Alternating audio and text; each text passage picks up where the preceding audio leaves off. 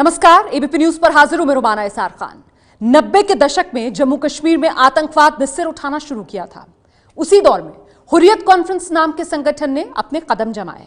भारत से अलगाव और कश्मीर की आजादी के नाम पर शुरू हुर्रियत कॉन्फ्रेंस ने भारत को कभी अपना देश नहीं माना, लेकिन भारत से हासिल सब कुछ किया। मतलब यह कि जिस थाली में खाता रहा उसी में छेद करता रहा हुर्रियत। कश्मीर की अशांति के पीछे हुर्रियत के नेताओं के हाथ होने के आरोप लगते रहे, लेकिन कभी एक्शन नहीं हुआ। एक्शन अब हुआ है।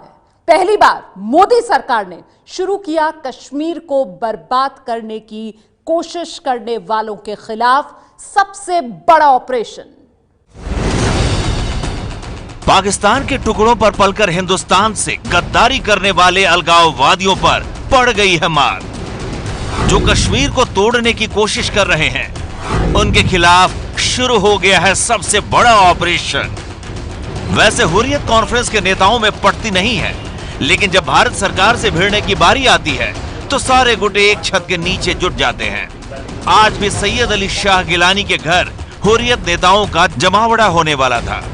मीरवाइज उमर फारूक, शबीर शाह, यासिन मलिक मिलकर सरकार से लड़ने का प्लान बनाने वाले थे, लेकिन पुलिस ने रात में गिरफ्तारी का ऑपरेशन चलाकर हुर्रियत के बड़े नेताओं को गिरफ्तार कर लिया। कश्मीर घाटी में हुर्रियत नेता करीब 25 साल से सक्रिय हैं, लेकिन पहली बार गिरफ्तारी, छापेमारी और दिल्ली बुलाकर पूछताछ के चक्कर में फंसे हैं। देश में आतंकी घटनाओं की जांच करने की सबसे बड़ी एजेंसी नेशनल इन्वेस्टिगेशन एजेंसी यानी एनआईए ने हुर्रियत नेताओं पर शिकंजा कसा है। हुर्रियत नेताओं पर पाकिस्तान से पैसे लेकर कश्मीर घाटी की शांति भंग करने का आरोप लगा है। 29 मई को दिल्ली बुलाकर हुर्रियत नेताओं से एनआईए ने आतंकी फंडिंग को लेकर पूछताछ की थी।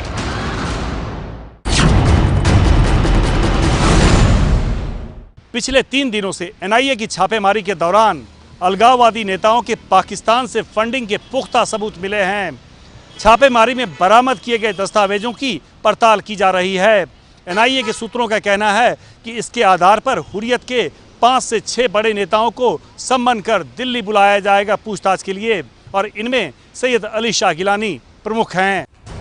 जिन अलगाववादी नेताओं पर एनआईए ने शिकंजा कसा है, उनके बारे में अलगाववादी नेताओं फारूक अहमद डार और बिट्टा कराटे, जावेद अहमद बाबा और गाजी और नईम खान ने एनआईए के सामने खुलासा किया है कि उन्हें पाकिस्तान से कश्मीर में आतंक फैलाने के लिए पैसे मिलते हैं। सबसे ज्यादा पैसे तो सैयद अली शाह गिलानी को मिलते हैं। पाकिस्तान से नापाक पैसे पाने वाले तो बाकी सब छोटे मोटे मोहरे हैं।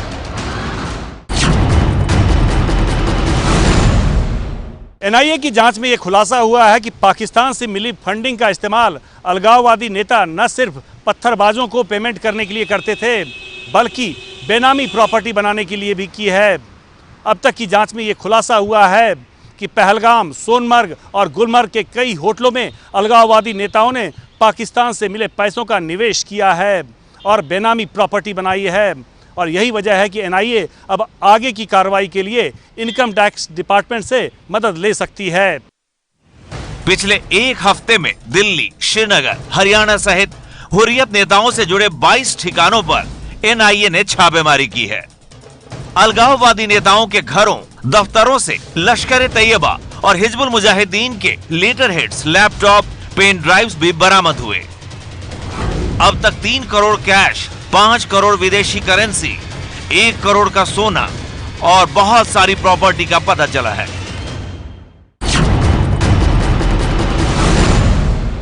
एनआईए की जांच में यह खुलासा हुआ है कि पाकिस्तान से फंडिंग के लिए न सिर्फ हवाला चैनल का इस्तेमाल होता था, बल्कि क्रॉस बॉर्डर ट्रेड का भी इस्तेमाल किया जाता था। फर्जी ट्रेडिंग कंपनियों के व्यापारी और पाकिस्तान के व्यापारियों की मुलाकात आईएसआई दुबई और पेरिस में करवाती थी, और वहीं पर यह तय होता था कि किसे कब और कितना पैसा पहुंचाना है।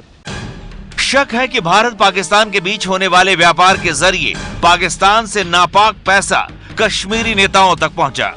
अब तक की जांच में 1550 करोड़ की बड़ी रकम शक के घेरे में है। संभव है कि 2008 से 2016 के बीच भारत में फर्जी ट्रेडिंग कंपनी के जरिए पुंछ और उरी के रास्ते 1550 करोड़ रुपए आए। एनआईए को अब पता लगाना है कि पैसे कैसे आया और किसकी जेब में गया। आखिर कौन है ये हुर्रियत नेता? जम्मू कश्मीर में क्या है इनका मकसद? हुर्रियत नेता क्यों हैं भारत के दुश्मन? इन नेताओं ने क्यों बनाया है ऑल पार्टी हुर्रियत कॉन्फ्रेंस? इन तमाम सवालों का जवाब आपको मिलेगा हमारी इस रिपोर्ट में।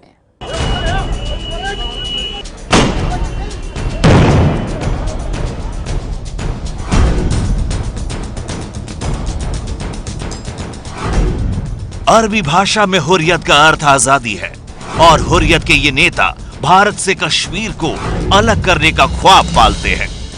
कश्मीर के ये अलगाववादी नेता भारत को अपना दुश्मन मानते हैं।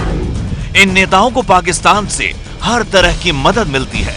वहां से मिलने वाली आर्थिक मदद से ये भारत में आतंकी घटनाओं को अंजाम देने में मदद पहुंचाते हैं। जम्मू कश्मीर के अलगाववादी गठबंधन का नाम है हुर्रियत कॉन्फ्रेंस। 3 जुलाई 1993 को कश्मीर में अलगाववादी आंदोलन को राजनीतिक रंग देने के मकसद से all parties Hurriyat conference APSC का गठन हुआ। यह संगठन उन तमाम पार्टियों का एक समूह था जिसने साल 1987 में हुए चुनावों में नेशनल कॉन्फ्रेंस और कांग्रेस के गठबंधन के खिलाफ आए थे। हुर्रियत कॉन्फ्रेंस 26 कश्मीरी संगठनों का समूह है जिसके नेता इस समय पाकिस्तान के पैसों पर भारत में आतंक की फैक्ट्री चलाने में लगे हैं।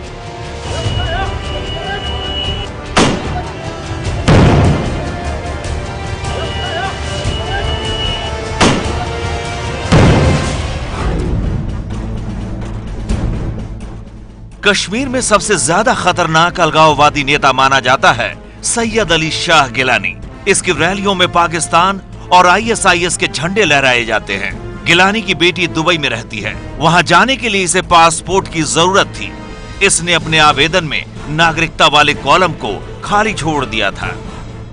सैयद अली शाह गिलानी ने कहा कि वो भारत को अपना देश नहीं मानता। इसके बाद भारत सरकार ने इसके पासपोर्ट आवेदन को रद्द कर दिया। दोबारा किए गए आवेदन में जब गिलानी ने खुद को भारतीय कहा तब पासपोर्ट जारी किया गया। यासिन मलिक अलगाववादी संगठन Jammu Kashmir liberation front JKLF का प्रमुख है। इसकी रैलियों में पाकिस्तान के झंडे लहराए जाते हैं। 1963 में कश्मीर में जन्मे यासिन मलिक के पिताजी सरकारी बस के ड्राइवर थे। इसने पाकिस्तानी महिला मुशाला हुसैन मलिक से निकाह किया है जो एक चित्रकार है। मुशाला के पिता रहमान हुसैन पाकिस्तान की सियासत में अच्छा खासा दखल रखते हैं।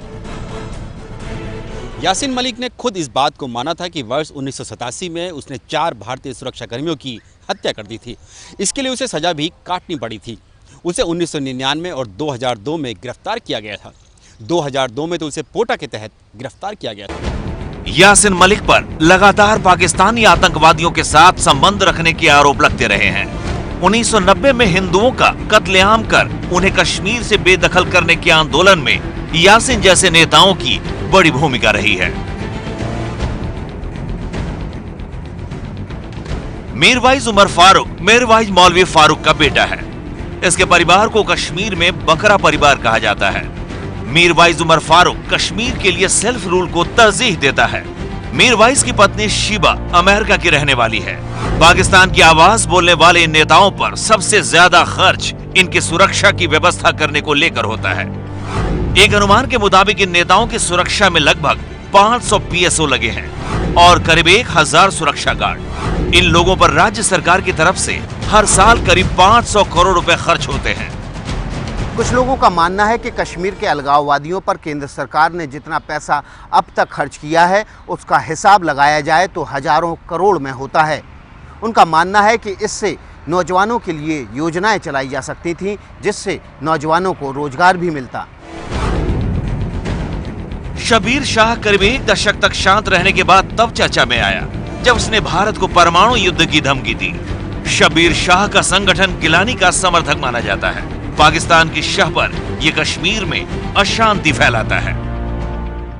कश्मीर को बर्बाद करने वालों के खिलाफ सबसे बड़ा ऑपरेशन प्रधानमंत्री मोदी की बड़ी जम्मू कश्मीर नीति का एक हिस्सा भर है। जी हां, सीमा पार पाकिस्तान में बैठे दुश्मनों से कश्मीर को बचाना है और पाकिस्तान के जाल में फंसे कश्मीरी नौजवानों को भी सही रास्ता दिखाना असली मकसद है। मोदी सख्ती और नरमी के साथ कश्मीर को हैंडल कर रहे हैं। दिखाते हैं आपको कश्मीर के हालात को बदलने वाले मोदी सरकार के कुछ बड़े फैसले। That the government of India and the Prime Minister of India are completely mishandling Kashmir. They are creating a problem for this country. 3 साल में पीएम मोदी ने देश में बहुत कुछ बदला, बहुत कुछ बदल रहे हैं, लेकिन कश्मीर काबू में नहीं है। विरोधी कहने लगे हैं कि मोदी से कश्मीर संभल नहीं रहा।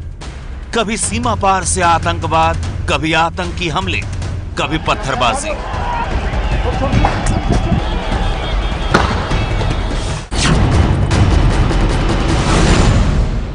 हम अस्थायी समाधान निकालेंगे, थोड़ा समय लग सकता है, समय लगेगा, क्योंकि 1947 से जो समस्या चली आ रही है वो चुटकी बजाकर अथवा कुछ महीनों में उस समस्या का समाधान नहीं निकाला जा सकता। लेकिन हमारे कदम जो आगे बढ़ रहे हैं वह कश्मीर की समस्या का स्थायी समाधान निकालने के लिए ही आगे बढ़ रहे हैं। कश्मीर में स्थायी समाधान के लिए मोदी सरकार ने जो बड़ा प्लान बनाया है, उसी के तहत अलगाववादी नेताओं पर हुई है सर्जिकल स्ट्राइक। पहली बार कश्मीर में अलगाववाद की बात करने वालों पर हो रहा है मोदी का वार।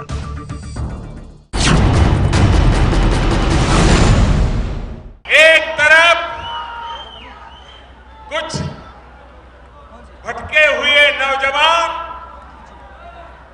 पत्थर मारने में लगे हैं, दूसरी तरफ उसी कश्मीर के नौजवान पत्थर काट करके कश्मीर का भाग्य बनाने में लगे हैं। 3 साल में मोदी ने बहुत प्रयोग कर लिए। जम्मू कश्मीर की जनता से जुड़ने के लिए पीडीपी के साथ मिलकर सरकार बनाई, विकास की सुरंग निकाल दी, नौजवानों को पत्थर से विकास का रास्ता दिखा दिया। जम्मू कश्मीर में बाढ़ आई तो मदद के लिए हाथ बढ़ाए, लेकिन बात बनी नहीं। अब चोट वहां की गई है जहां से समस्या फैल रही है। कश्मीर नाम की समस्या के स्थायी समाधान के लिए मोदी ने एक साथ कई फ्रंट खोल दिए हैं। कश्मीर के हालात को बदलने के लिए मोदी ने कुछ सख्त, कुछ नरम फैसले लिए हैं। भारत में रहकर पाकिस्तान से नापाक पैसे लेकर कश्मीरियों को भड़काने और अलगाव कराने पर आमदा देश के दुश्मनों पर हमला हुआ है। जिन अलगाववादियों पर सरकार ने शिकंजा कसा है, उनसे बातचीत को लेकर सरकार ने देश की सबसे बड़ी अदालत में जाकर कहा कि कश्मीर में हिंसा और पत्थरबाजी की घटनाओं को रोकने के लिए बातचीत नहीं हो सकती है। पाकिस्तान के बहकावे में आकर हथियार उठाने वालों को वही जुबान समझाई जो उनको समझ में आती है। गोली का जवाब गोली। आतंक का चेहरा बने बुरहान वानी और सब्जार भट्ट के साथ यही सलूक हुआ। पत्थर फेंकने वालों को भी कड़ा संदेश मिला जब पत्थरबाज को जीप से बांधने वाले सेना के मेजर लितुल गोगोई का सेना ने सम्मान किया। इस फैसले ने पत्थरबाजों के हौसले पस्त किए और महीनों से पत्थर खा रहे जवानों के हौसले बुलंद। सरकार सेना के साथ है, इसीलिए सेना अध्यक्ष जनरल बिपिन रावत भी कह पाए हैं कि जब पत्थर और बम फेंके जाएंगे तो मैं अपने जवानों से केवल इंतजार करने और मरने के लिए नहीं कह सकता।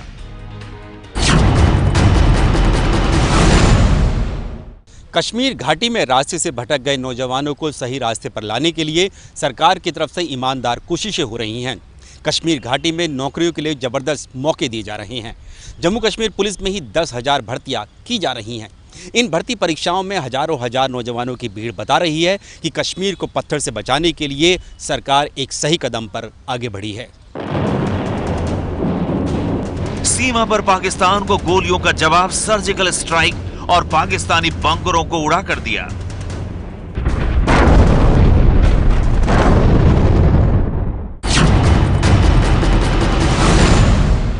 One step forward, 2 steps backward, इसे कभी कभी आप लोग फ्लिप फ्लॉप भी कहते हैं। मैं आपको ये बता दूं कि पाकिस्तान की तरफ भारत की नीति समझने के लिए 3 बातें याद रखें। भारत ने पाकिस्तान के साथ अपनी विदेश नीति के 3 खंबे तैयार किए हैं। पहला, हम बातचीत से हर मुद्दा सुलझाना चाहते हैं। दूसरा, बातचीत केवल 2 पक्षों के बीच में होगी।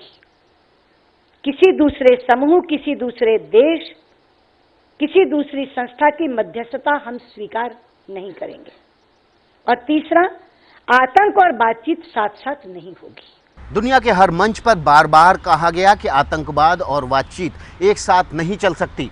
मोदी के इसी अटल रुख की वजह से पाकिस्तान के प्रधानमंत्री नवाज शरीफ दुनिया भर में आतंकवाद के पोस्टर बॉय बन गए। जहां नवाज शरीफ जाते उनको अपमान का घूंट पीना पड़ता और वहीं प्रधानमंत्री मोदी का सम्मान होता।